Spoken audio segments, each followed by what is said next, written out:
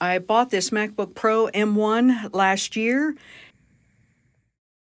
The memory is 32 gigabytes or 1 terabyte hard drive and the built-in liquid retina display. I have been incredibly happy with it. Good morning. This is going to be the unboxing of my new MacBook Pro M1. I got the 32 gigabytes, the 14-inch, and it has 1 terabyte storage. So we'll go ahead and open it. And it did come directly from Shanghai, China. Okay, you see the specs there. This is replacing a 2015 late model version. Started having trouble with Final Cut Pro. Okay, open it up. It's a little heavy.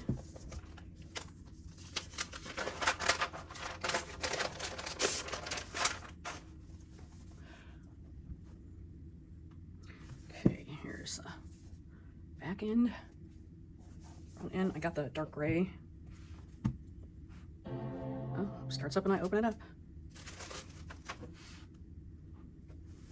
Here, it's a USB-C on one end, and the other end has the magnetic Apple.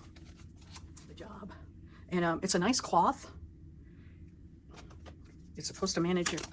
It's supposed to be the same as your laptop. And we've got the magnetic right there.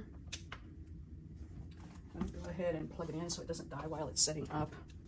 You got your USB-C right into there. Language English, so I'm trying to that. Right?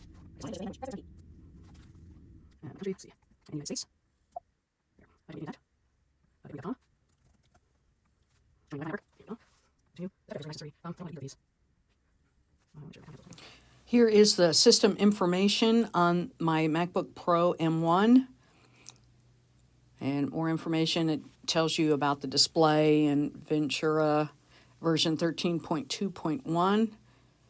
And the hard drive is 1 terabyte.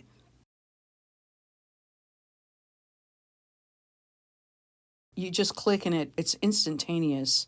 YouTube, you can see I click and then boom, it's right there. No hesitation, no slur, nothing.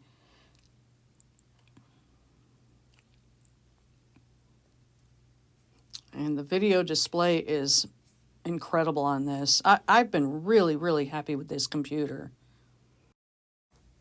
It runs Final Cut Pro flawlessly, and we know how big those files can be sometimes for the video files.